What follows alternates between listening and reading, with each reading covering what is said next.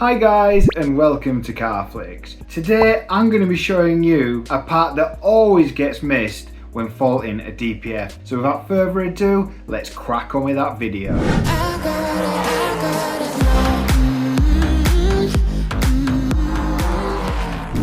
So you're driving down the road minding your own business. I'm in my car, broom broom. And then this happens. You automatically go into panic mode.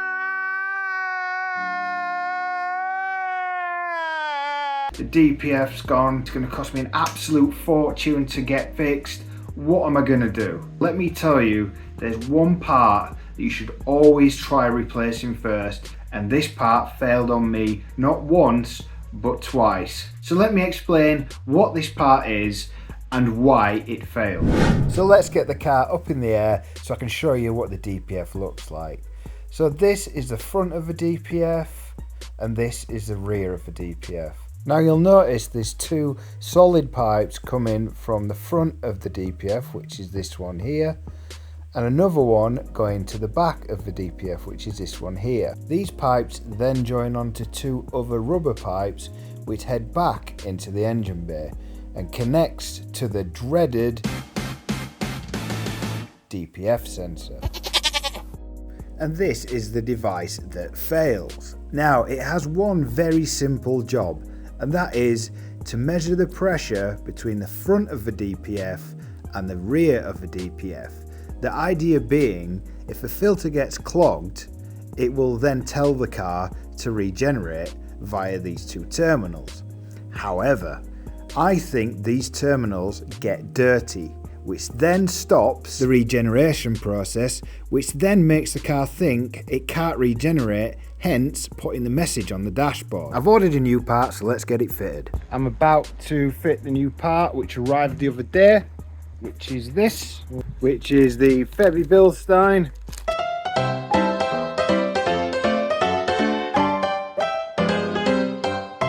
Right, so you join me under the engine. It looks like it's probably under the battery, so to gain better access to this sleeve, what I've done is took the airbox off, really easy. 4 Phillips screws, and then I've just put it on the side, disconnected the air mass meter. I'm now going to take this battery cover off and then hopefully get to the tray, remove the tray, and I'll be able to see exactly where this DPF sensor is. One eternity later. Right guys, so there it is. That is your DPF pressure sensor. So it's just behind the passenger side bulkhead, behind the battery if you need to know. So I'm going to remove this and I'm going to connect it up. Right, so it's out. It's really easy to remove. I used a flathead screwdriver to push the pipes off. I disconnected this connector here, and it was just one 10mm bolt just here. And as you can see, I've got the old one on the left, the new one on the right. They're almost identical, slight differences, but this is a Bilstein one. So I think what I'm going to do is put the battery back in loosely, put all the connectors back, and then I'm going to see if the engine management light comes back on. A few inches later. Look at this wire here. This was rubbing just here.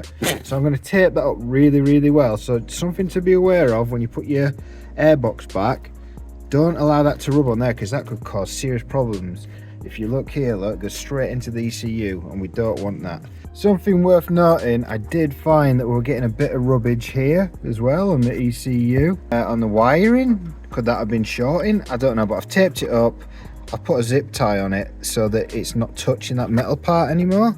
Right, everything's loosely back together. I'm going to start the car, see if it comes on. If it does, what I'm going to do is clear the codes, start her back up and let her idle and see what she does then. So that's exactly what I did. I had to manually remove the fault code and then it was clear and it stayed cleared.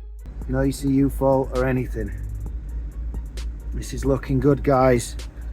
This is looking really good. And it was perfectly fine after that. All I had to do then was put all the battery covers back on and it was fine. No more false DPF warnings. A great success! Thanks ever so much for watching. I hope you found this video helpful. If you did, please don't forget to like and subscribe. See you on the next one.